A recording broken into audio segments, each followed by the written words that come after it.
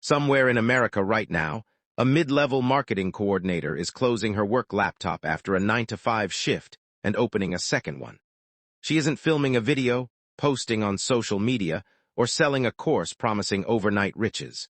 She's logging into a dashboard, checking that an AI system she quietly built is still sending appointment reminders for a local dental office, tweaking an automated email sequence for a small landscaping company, and closing the laptop 20 minutes later, roughly $400 richer for the month.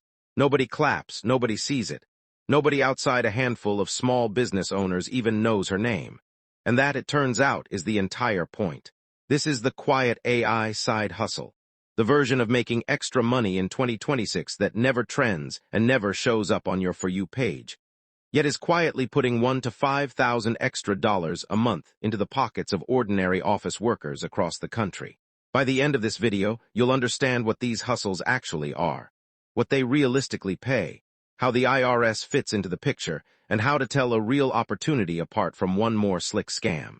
To understand why this matters, you have to understand the gap that made it necessary in the first place. Between 2020 and 2024, wages in the United States grew by roughly 18%, while inflation over that same stretch rose by about 21%. That gap helps explain why a 2026 survey found that 72% of American workers now lean on at least one source of income beyond their main paycheck. This isn't a fringe behavior anymore. It's closer to the default.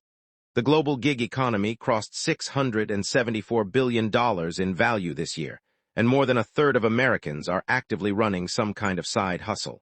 What separates the AI side hustle from the ones your parents might have run, like tutoring or driving for a rideshare app, is speed. A task that used to take a junior employee an entire workday, like drafting a client proposal or building a marketing email sequence, can now be handled in about 30 minutes with the right AI tools. That compression, from a full day down to 30 minutes, is the entire engine behind this trend. One person working a few hours after dinner can now deliver what used to require a small team. So what does this actually look like? Take the marketing coordinator from the opening. Her day job already involves spreadsheets, follow-up emails, and updating customer records by hand, the exact busy work that eats up hours at almost every small business. She started connecting simple, no-code tools like Zapier and ChatGPT to automate that same busy work for a couple of small businesses in the evenings. This category, AI workflow automation consulting, tends to pay $75 to $200 an hour, with full projects running $2,000 to $15,000 and monthly retainers of $500 to $2,000 to keep the systems running. A second version shows up as prompt engineering and AI consulting, where someone who's simply gotten good at getting quality answers out of ChatGPT teaches an entire small business team to do the same, often charging $200 to $500 an hour for a training session, with almost zero startup cost beyond a monthly subscription. A third version lives in content. Generic AI-written articles are worth next to nothing now, often a few cents a word, since anyone can generate them. But a writer who pairs real subject matter expertise in healthcare, finance, or law with AI tools to draft faster can charge 15 to 50 cents a word, because the expertise is the one part AI can't fake. And a fourth version involves building simple AI chatbots for small businesses on no-code platforms, charging $1,000 to $5,000 per build, plus a monthly maintenance fee of $200 to $500. Exactly the kind of recurring revenue that separates a real quiet side hustle from a one-time gig. Here's the part almost nobody making hype videos about this will tell you honestly. Most beginners earn $500 to $1,000 a month in their first 6 months, not the $300 a day promised in flashy thumbnails. Getting from that first $1,000 into the $3,000 to $5,000 range typically takes another 6 to 12 months of steadily acquiring clients and sharpening one specific skill.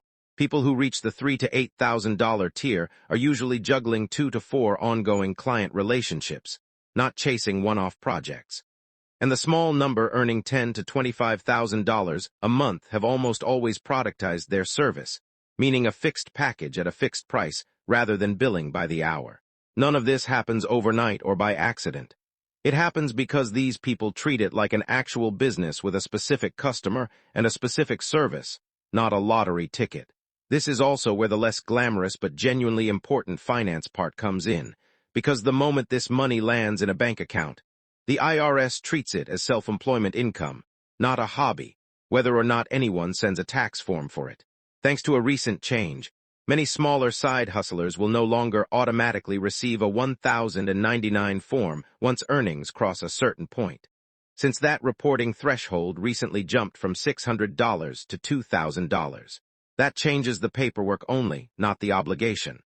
The income still belongs on a Schedule C, and once profits climb high enough, quarterly estimated tax payments become necessary, since no employer is withholding anything the way one would from a regular paycheck.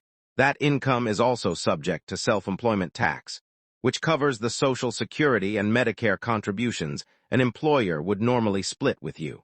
On the upside, self-employed status opens the door to retirement accounts most W-2 employees never touch, like a solo 400 and 1,000 or a SEP IRA, either of which can shelter a meaningful chunk of this extra income beyond a day job's regular 400 and 1,000. And for anyone wondering whether this income moves a FICO score, it won't, directly, since income itself isn't a scoring factor. What does move a FICO score is what that cash allows someone to do, like paying down a credit card balance and lowering credit utilization, still one of the fastest ways to see real movement on a credit report. Of course, wherever real money moves quietly, a louder and uglier version shows up to cash in on the hype. The Federal Trade Commission has already taken action against multiple so-called AI passive income schemes, including allegations that one operation defrauded consumers of at least $25 million, with false claims that AI tools would generate thousands a month with no effort, alongside a separate case involving a fake AI-powered Amazon automation scheme worth close to $16 million. Combined, FTC actions in this space have totaled more than $40 million in alleged consumer losses over the past couple of years. The warning signs repeat themselves. Anyone selling a $500 course on earning passive income with AI is usually selling the course, not doing the thing it claims to teach.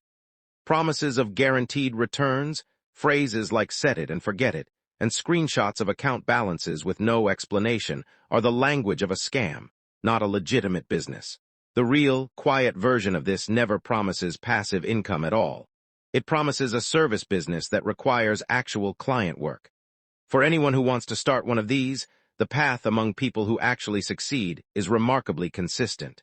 It starts with picking one specific service rather than something vague like general AI consulting, ideally tied to a skill already used at a day job, since nobody hires a generalist when they can hire someone who builds automated lead follow-up systems specifically for real estate agents or specifically for dental offices.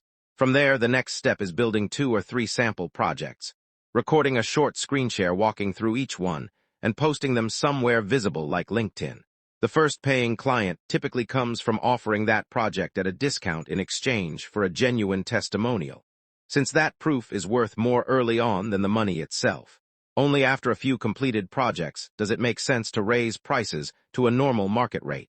Platforms like Upwork and Fiverr can help land that first client, though Upwork's sliding commission starts around 20% and eases as a relationship grows, while Fiverr keeps a flat 20%, which is why so many people eventually move client relationships off these platforms once trust is established. None of this is about becoming an overnight millionaire, and honestly, that's what makes it work. The quiet AI side hustle isn't a lottery ticket or a get-rich-quick scheme dressed up in new technology. It's a small, deliberate service business, built a few hours at a time after the day job ends, using tools that already sit on almost everyone's laptop for free or close to it. Over a year or two, an extra $1,000 to $5,000 a month is enough to pay off a credit card balance, build a real emergency fund, or add meaningfully to a retirement account, without a single viral video, and without anyone outside a small circle of clients ever knowing it exists. If this kind of breakdown is useful to you, the most helpful thing you can do is subscribe for the next one, because there's a lot more of this economy worth understanding, and almost none of it is loud.